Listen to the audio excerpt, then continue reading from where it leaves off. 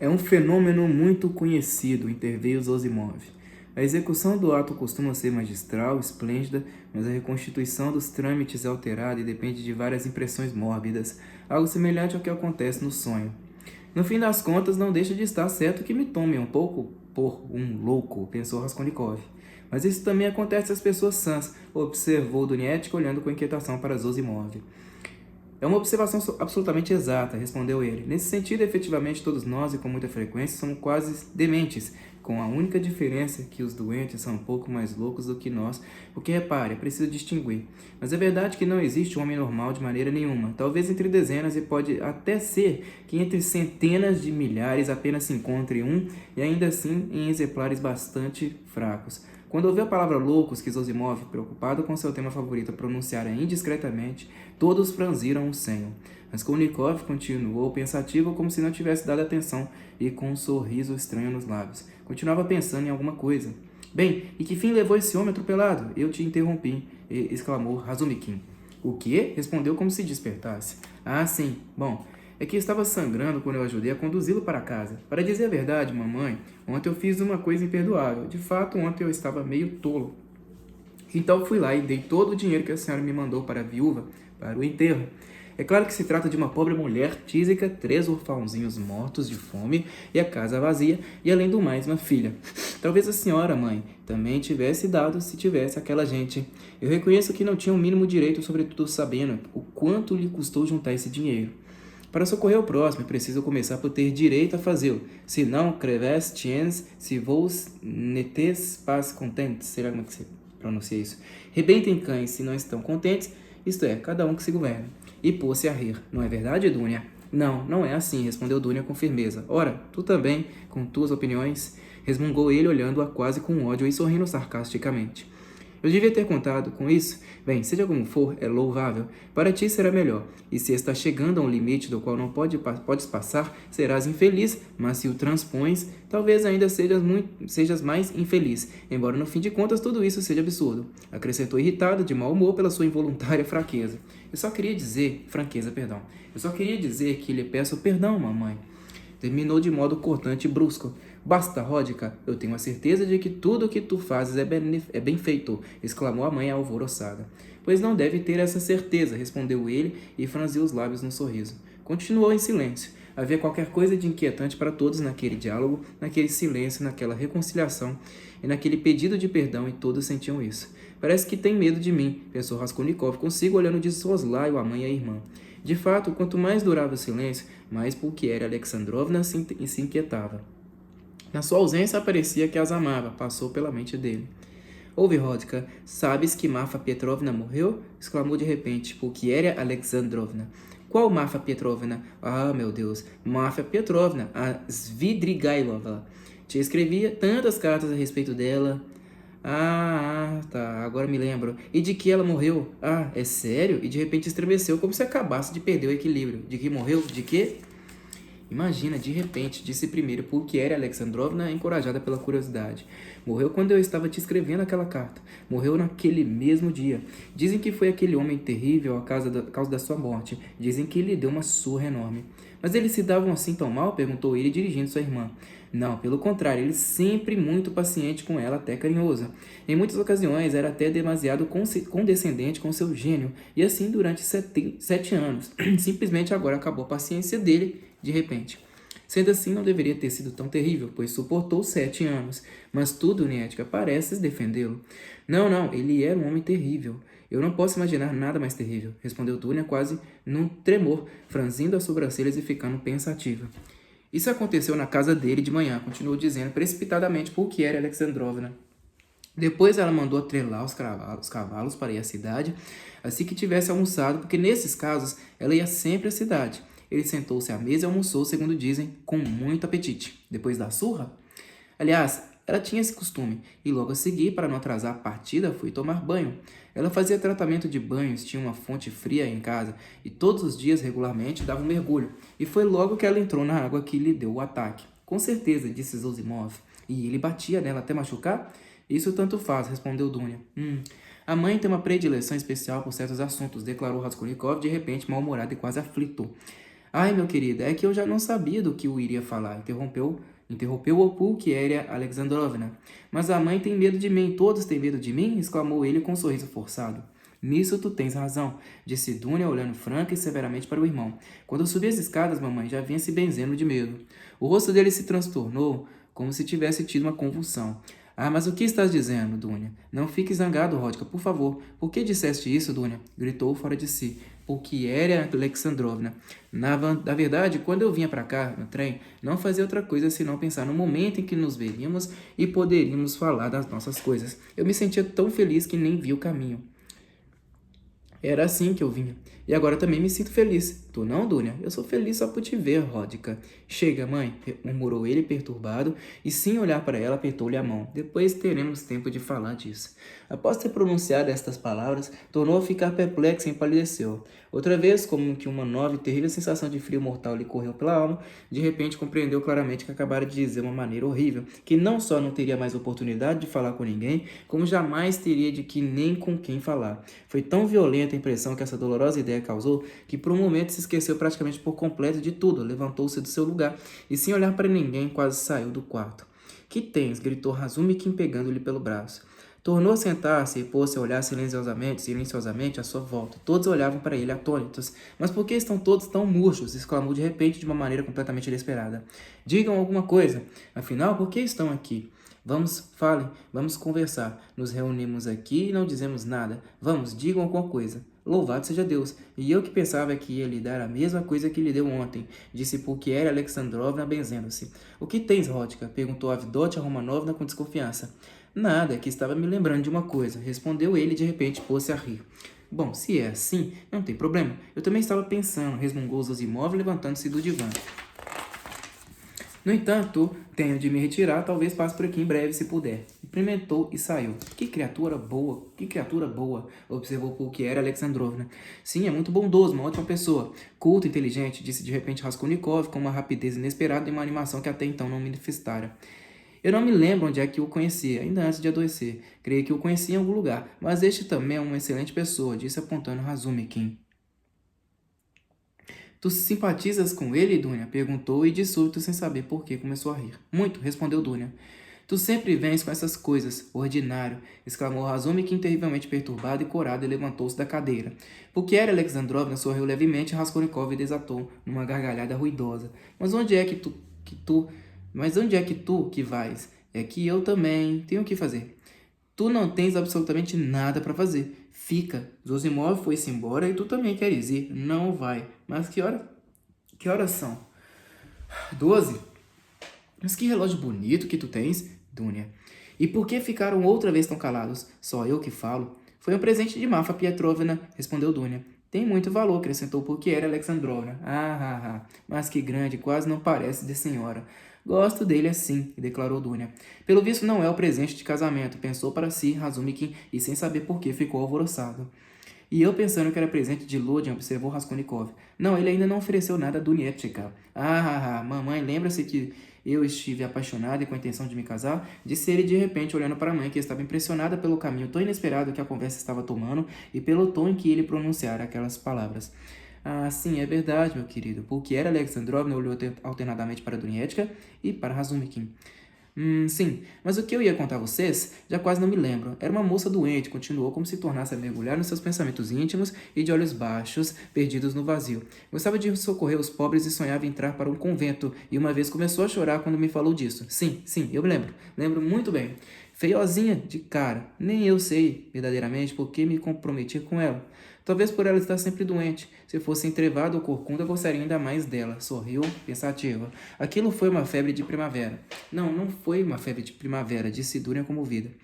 Ele olhou para a irmã, atento e perturbado, mas ou não ouviu ou não compreendeu suas palavras. Depois, com um ar meditativo, levantou-se, aproximou-se da mãe, abraçou-a, voltou-a para o seu lugar e tornou a sentar-se. Ainda gostas dela? Exclamou comovida Pulquéria Alexandrovna. Dela? Agora? Ah, sim. Está se referindo a ela? Não. Tudo isso agora é como se fosse uma coisa de outro mundo, muito distante. E tudo que me rodeia parece que não acontece aqui. Contemplou todos atentamente. Tu, por exemplo, é como se eu te visse a milhares de vestas de distância. Deixa eu pegar uma almofadinha pra minha bunda ali. Mas sabe, Deus, por que eu estou dizendo essas coisas? Quem é que poderia saber? Acrescentou desgostoso e se calou, pondo-se a morder as unhas e afundado na sua meditação anterior.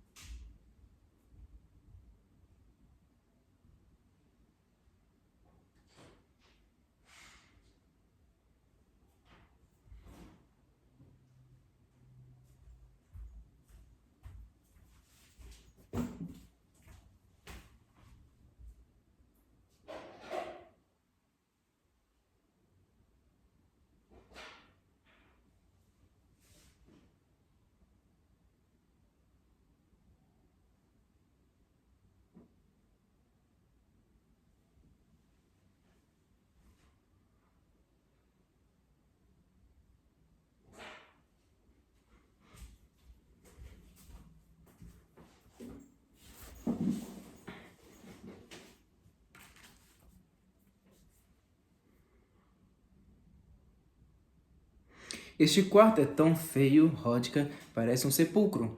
Exclamou de repente Pulquiera Alexandrovna, interrompendo o doloroso silêncio. Tenho certeza de que metade da tua melancolia se deve a este quarto. Quarto? Respondeu ele ensimesmado. Sim, o quarto contribui muito. Eu também estava pensando nisso. Mas se soubesse o estranho pensamento que acaba de expressar, mamãe... Acrescentou de repente, sorrindo de um modo enigmático. Um pouco mais e aquela reunião, aqueles parentes que tornava a ver após 3 anos de separação, aquele tom familiar do diálogo, uma vez que não podia fazer nada, se tornariam provavelmente completamente insuportáveis. Mas havia um assunto inadiável que tinha de ficar irrevogavelmente resolvido naquele dia. Era essa a decisão que tomara havia pouco quando acordara. Agora esse assunto era uma saída e isso o alegrava.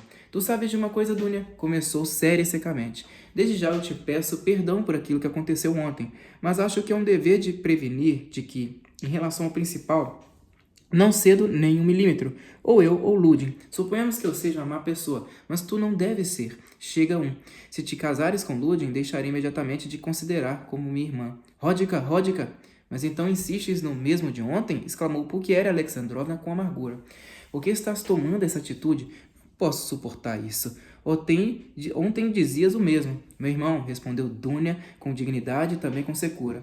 Em tudo isso há um erro da tua parte. Passei a noite meditando à procura desse erro. Tudo consiste em que tu, pelo visto, supões que me entregam a alguém e com algum fim, como uma vítima. Mas não é assim de maneira nenhuma. Eu vou me casar simplesmente seguindo a minha inclinação, porque está se tornando desagradável para mim continuar solteira. Além do mais, não há dúvida nenhuma de que me considerarei feliz se puder depois ser útil aos meus, só que este não é o principal motivo da minha decisão. Ela mente, pensou ele consigo, mordendo as unhas quase com raiva. Orgulhosa, não quer confessar que está ansiosa para dizer que é uma benfeitora.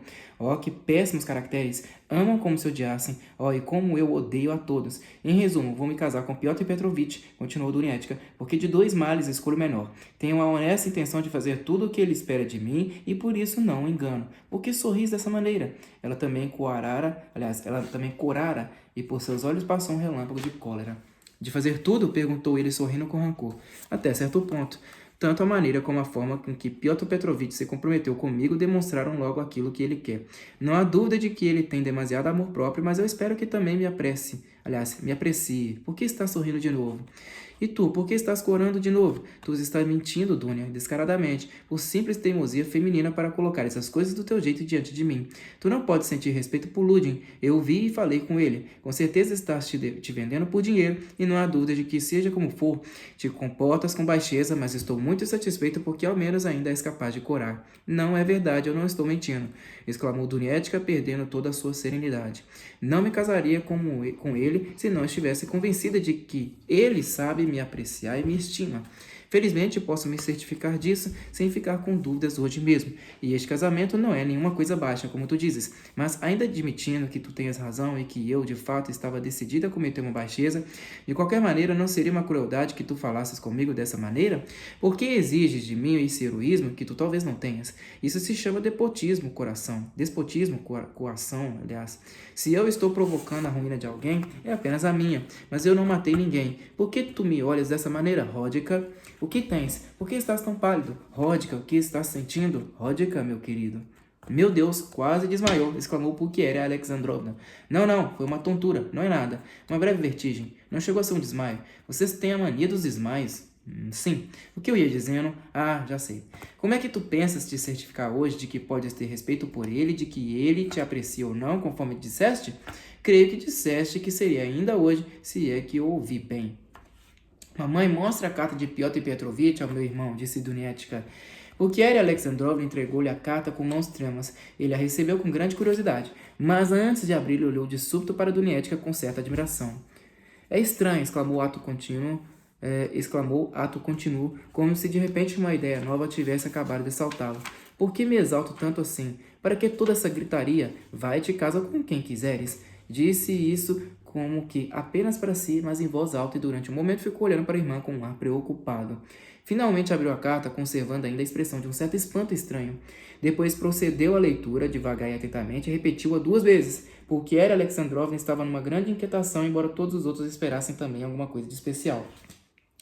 O que para mim é assombroso, começou ele depois de uns momentos de reflexão e devolvendo a carta à mãe, mas sem olhar para ninguém em especial, é que ele seja advogado, homem de negócios, e apesar disso se expresse na conversa de uma maneira que é até afetada e escreve tão mal. Houve um movimento geral, não esperava de maneira nenhuma aquela saída. Toda essa gente escreve assim, observou bruscamente Razumikin. Mas tu leste a carta? Li.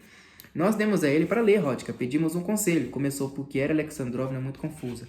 É um estilo processual, atalhou Razumikin. É assim que redigem todas as folhas processuais. Processuais? Sim, é isso, processual de advogado. Nem demasiado vulgar, nem demasiado literato, advocatíssimo. Piotr Petrovitch não esconde que recebeu uma educação de meia tigela e até se gaba de ter progredido por si próprio. Observou a Avdotya Romanovna um pouco ressentida pelo novo tom do irmão. Pois se gaba, deve ter lá suas razões para isso, não digo o contrário. Pelo visto, Dunia, ficaste ofendida por eu ter tomado esta carta como pretexto para um comentário sem importância e achas que falei intencionalmente desses pormenores para te aborrecer? Mas não é nada disso. Me ocorreu a propósito de estilo, uma observação que não é supérflua nesse caso. Há uma frase, não culpem mais ninguém senão a si mesmas, que não pode ser mais taxativa e clara sem contar com a ameaça de imediatamente ir embora se eu me intrometer. Essa ameaça de se retirar equivale à ameaça de te abandonar se não fores obediente e de abandoná-las agora que as fez vir a Petersburgo. Bem, vamos ver o que tu dizes. Pode uma pessoa ficar ofendida diante dessa frase de Ludin como se fosse ele que a tivesse escrito? E apontou Razumikin, ou Zosimov, ou qualquer um de nós? Não, respondeu Dunietka exaltando-se.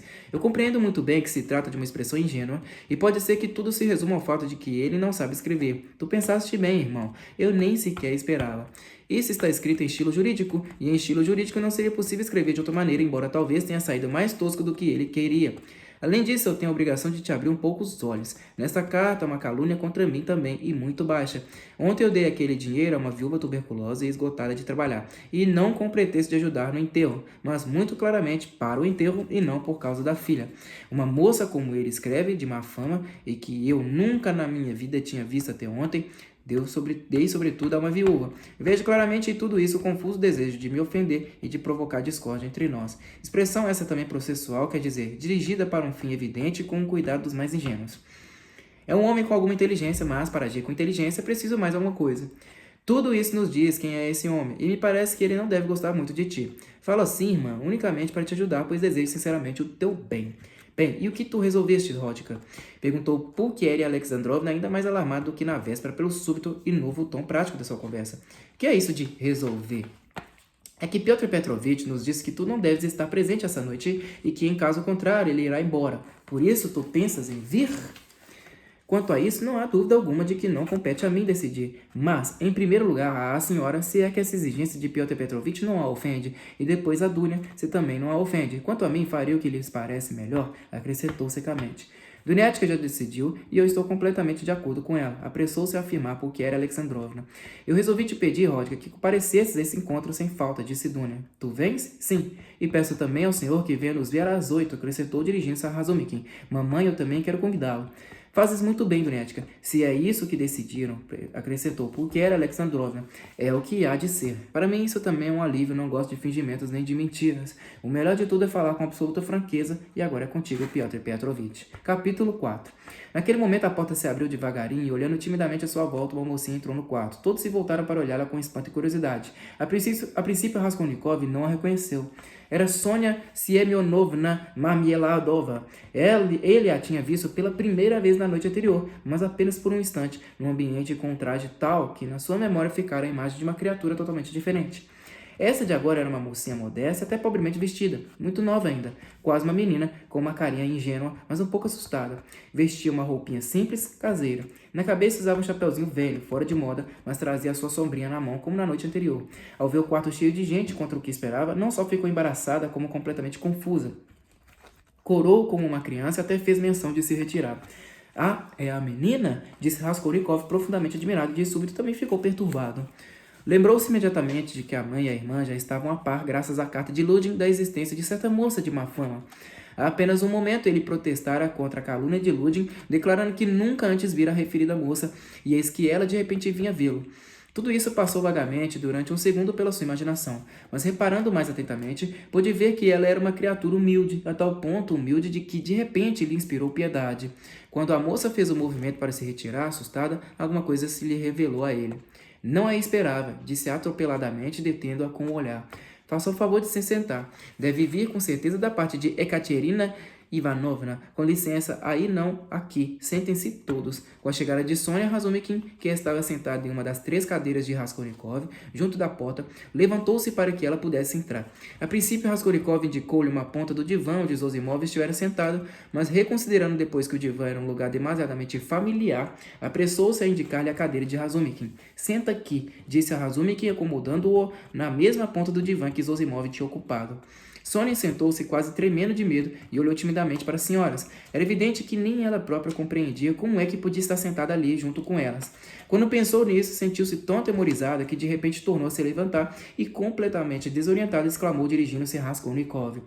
Eu vim só por um momento, desculpe incomodá-lo, balbuciou. Foi a Ekaterina Ivanovna que me mandou, porque não tinha outra pessoa a quem pedir.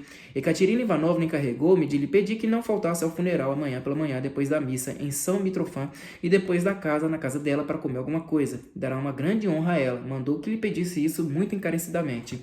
Sônia acabou ficando completamente confusa e não continuou. Farei todo o possível, sem dúvida alguma, respondeu Raskolnikov, levantando-se também, muito perturbado. Não continuou, mas faça o favor de se sentar, me dê licença por 2 minutos. E ofereceu-lhe uma cadeira. Sônia tornou a sentar-se e a olhar timidamente de soslaio e muito envergonhada para aquelas 2 senhoras acabando por baixar os olhos. O semblante lívido de Raskolnikov ruborizou-se. O rapaz parecia completamente transtornado, seus olhos brilhavam. Mamãe, disse em tom firme e resoluto, esta é Sônia Siemionovna Marmeladova, a filha desse mesmo infeliz senhor Marmeladov, que ontem na minha presença foi atropelada por um carro e do qual já lhe falei. Pulcheria Alexandrovna lançou um olhar à Sônia e piscou levemente os olhos. Apesar de toda a sua perturbação perante o firme e reprovador olhar de Rodka, não pôde privar-se desse gosto. Dunietka olhou séria e atentamente para o rosto da pobre moça e ficou a contemplá-la com perplexidade. Quando ouviu pronunciar o seu nome, Sônia ergueu os olhos de novo, mas ficou ainda mais embaraçada do que antes. Eu queria lhe perguntar, disse Raskolnikov, dirigindo-se a ela rapidamente, como é que passaram hoje? Não as incomodaram? Refiro-me à polícia. Não, tudo tem corrido bem. Como se sabia claramente do que ele tinha morrido, não nos incomodaram. Os que se queixaram foram os vizinhos. Por quê? Porque o cadáver ficou muito tempo ali. Porque o senhor vê, tem feito muito calor e o ar está tão abafado. Por isso, esta tarde o levarão para o cemitério, onde ficará até amanhã na capela. A princípio, Ekaterina Ivanovna não queria, mas acabou compreendendo que não era possível outra coisa. De maneira que hoje... Por isso ela pede que lhe dê a honra de assistir amanhã ao funeral na igreja e de passar depois em sua casa para participar do jantar de enterro. Mas ela preparou um jantar? Sim, alguma coisa. Ela me encarregou com muita insistência de transmitir o seu agradecimento pelo donativo de ontem. Se não fosse o senhor, agora não teria com que fazer o enterro. E de súbito seus lábios e seu queixo tremeram, mas se controlou, se recompôs e se apressou mais uma vez a fixar o olhar no chão. Durante o diálogo, Raskolnikov observava-a atento. Era uma criaturinha magra e pálida, de feições bastante irregulares, com qualquer coisa de agudo em todo o rosto, com o narizinho e o queixo bicudos. Rigorosamente, não se podia dizer que fosse bonita, mas em compensação tinha uns olhos azuis muito claros e quando se animavam, a expressão de seu rosto assumia uma bondade, uma candura que cativavam involuntariamente. Ai. No seu rosto e em toda a sua figura, Havia um traço predominante característico. Apesar dos seus 18 anos, parecia ainda mais nova, quase uma menina, o que transparecia de uma maneira até cômica em alguns dos seus gestos.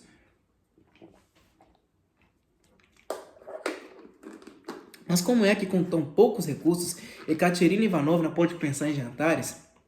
Perguntou Raskolnikov, prolongando o diálogo com insistência. É que, repare, a sepultura será muito simples, e tudo será simples de maneira que não sairá caro. Eu e a Ekaterina Ivanovna já fizemos a conta e vimos que ainda nos sobra alguma coisa para essa refeição. E a Ekaterina Ivanovna fez o maior empenho para que fosse assim. Ela está desolada, ela é assim, o senhor já a conhece. É compreensível, claro. Mas por que está olhando tanto para o quarto? Ouça, mamãe acaba de dizer que ele parece um sepulcro. O senhor nos deu tudo o que tinha ontem, exclamou Sônia de repente como uma resposta, com um murmúrio forçado e rápido, tornando a cravar os olhos no chão. Seus lábios e seu queixo tremiam de novo. Um momento antes estava confusamente admirada perante o pobre quarto de Raskolnikov, e agora aquelas palavras haviam escapado da sua boca espontaneamente.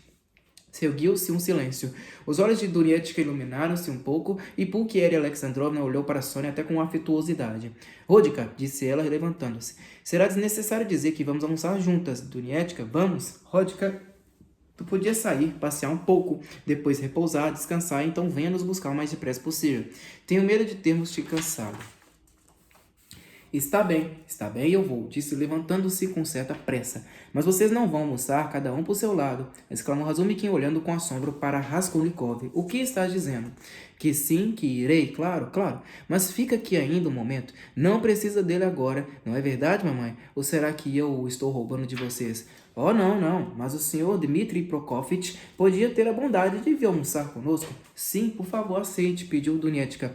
Razumikin fez-lhes um cumprimento e todo ele irradiou uma certa perturbação. Por um momento todos ficaram estranhamente confusos. Bem, então adeus, Rodica, isto é, até logo. Não gosto de dizer adeus. Adeus, Nastácia. Ah, já disse outra vez adeus.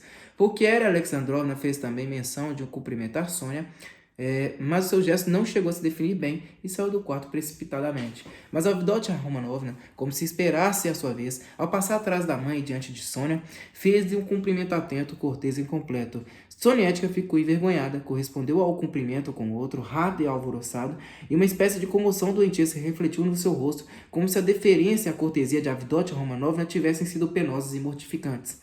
Dunia, adeus a ti mesmo. Aliás, Dunia, adeus a ti também, exclamou Raskolnikov já no patamar. Me dá a tua mão, ao menos. Mas o que importa isso? Me dá outra vez. E apertou com força seus dedinhos.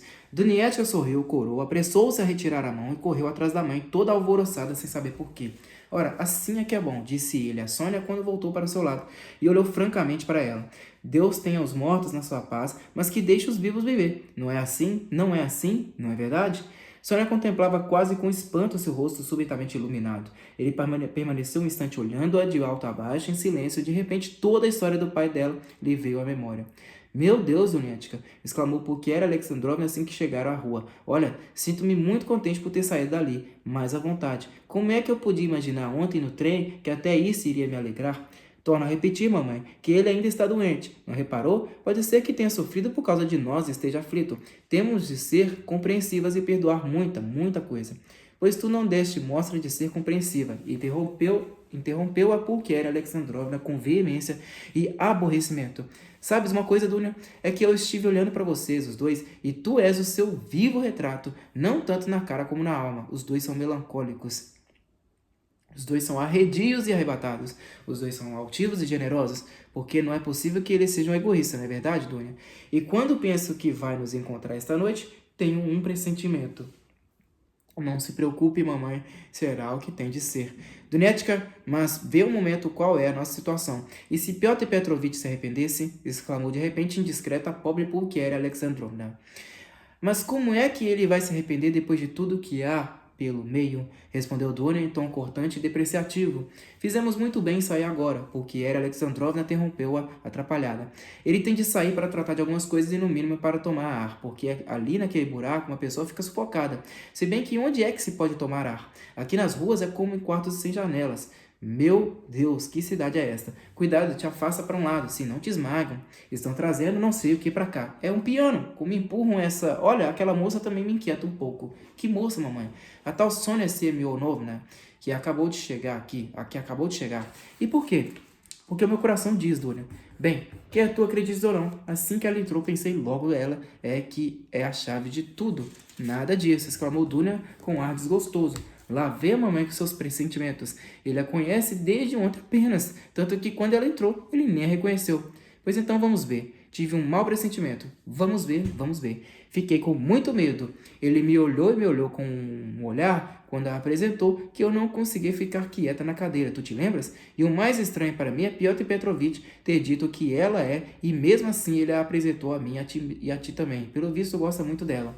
Se fôssemos fazer caso de tudo o que nos dizem, também falaram e escreveram coisas de mim. A senhora já se esqueceu? Mas eu tenho certeza de que ela é muito boa e de que tudo isso é mentira. Deus queira. Piotr Petrovitch é um relés caluniador, disse Dunietka inesperadamente. O que era Alexandrovna baixou a cabeça. A conversa foi interrompida. Olha, o que eu queria te falar, disse Raskolnikov, levando Razumikin até a janela. Então posso dizer a Katerina Ivanovna que o senhor irá, balbuciou Sônia, fazendo um cumprimento de despedida. Agora estamos juntos, Sônia Semyonovna.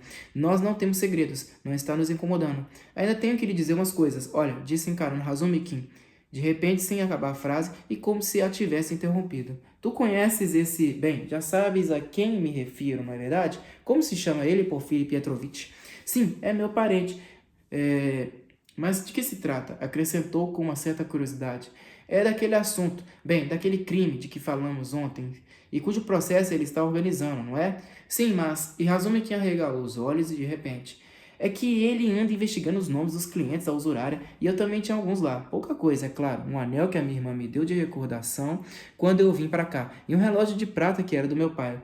Tudo isso vale ao todo uns 5 ou 6 rublos, mas tem muito valor para mim por serem recordações. O que vou fazer agora? Não queria que esses objetos fossem vendidos, sobretudo o relógio. Há pouco até tremi de medo que a minha mãe quisesse vê-lo quando a conversa caiu sobre o relógio de Dunietka. É a única coisa que resta de meu pai. Ela ficaria doente se o vendesse. Coisas de mulheres. Por isso me diz o que fazer. Já sei que será preciso prestar alguma declaração, mas não seria melhor dizer ao próprio Porfírio? O que te parece? O caso é urgente. É que tu vês. É bem provável que mamãe me pergunte alguma coisa na mesa. Não é preciso declaração nenhuma, só é preciso falar com Porfírio, exclamou Razumikin com uma comoção fora do comum. Ah, como eu estou contente. Anda, vamos já até lá. E é a 2 passos daqui. Ele vai estar lá, com certeza. Bem, então vamos. Ele vai ficar muitíssimo, 1000 vezes contentíssimo por te conhecer.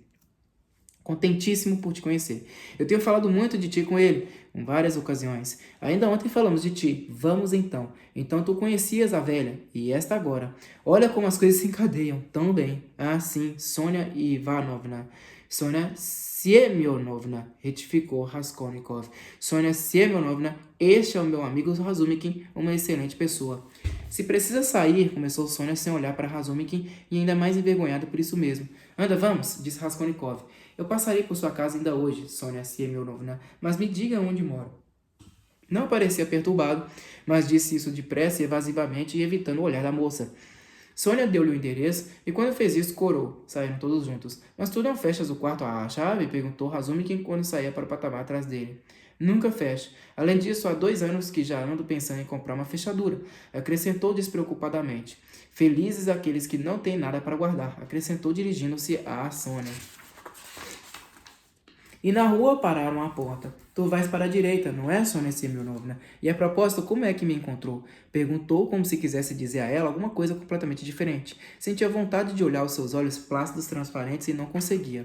O senhor deu ontem o seu endereço para Polietka. Para Polya? Ah, sim, Polietka. É a sua irmãzinha mais nova, então ela lhe deu o meu endereço. Parece que o senhor já se esqueceu. Não, estou me lembrando.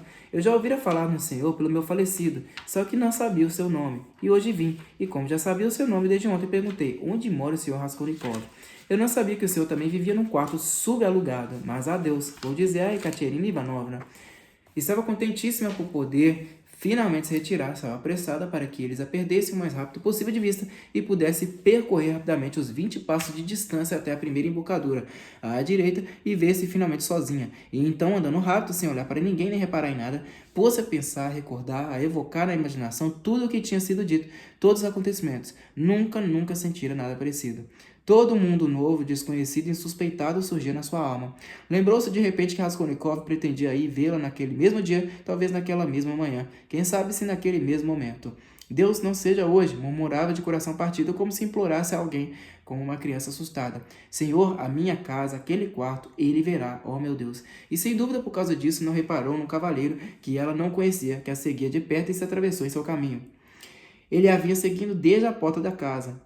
No momento em que os três, Razumikin, Raskolnikov e ela, pararam para trocar as últimas palavras, já na calçada, esse transeunte, ao passar no lugar em que eles estavam, teve um estremecimento, quando ouviu as palavras de Sônia. E perguntei, onde mora o Sr. Raskolnikov? Rápida, mas atentamente, o homem olhou para os três, sobretudo para Raskolnikov, ao qual Sônia se dirigia, depois olhou para a casa e reparou bem nela. Tudo isso durou apenas um segundo, e o transeunte não deixou de andar e procurou não chamar a atenção. Passou ao largo, amortecendo os passos como se esperasse alguém. Esperava por Sônia, viu que já estavam se despedindo e que Sônia ia seguir outra direção, que ia para sua casa. Mas onde será que ela mora? Mas parece que o seu rosto não me é desconhecido, pensava recordando o rosto de Sônia. Devo conhecê-la. Assim que chegou à embocadura da rua, mudou de calçada, tornou a olhar e viu que Sônia já vinha atrás dele, seguindo o mesmo caminho sem reparar em nada. Quando chegou à esquina, ela entrou também na embocadura. Ele caminhou atrás sem perdê-la de vista na outra calçada. Assim que andou 50 passos, atravessou para o lado em que Sônia ia, alcançou-a e ficou a uma distância de 5 passos dela. Era um homem de uns 50 anos, de estatura acima da média, ombros largos e altos que o faziam parecer encurvado. Vestido com elegância e seriedade, parecia um cavalheiro importante. Carregava uma bonita bengala, com a qual batia no chão a cada passo, e calçava luvas flamantes. O seu rosto largo, bochechudo, era bastante simpático, e a cor da pele fresca, nada petersburguesa.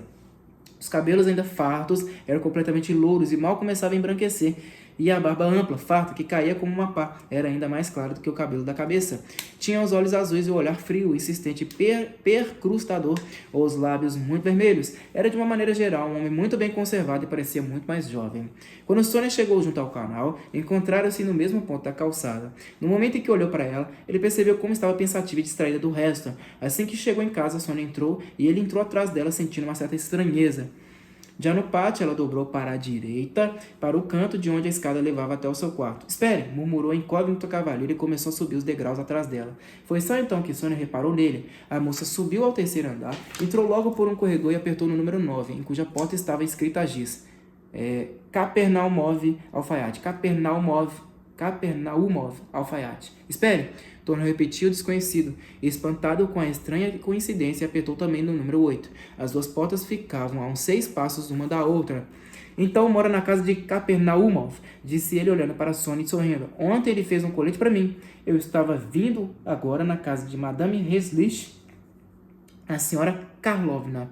Como são as coisas? Sônia olhou atentamente. Somos vizinhos, continuou ele dizendo com um bom humor especial. Olhe, eu venho à cidade de 3 em 3 dias. Bem, até a vista. Vou parar por aqui, pessoal, na página 270 do livro. Na próxima leitura eu vou tentar chegar até a página 290, tá? E aí, no segundo vídeo eu vou tentar chegar pelo menos até a página 310, tá?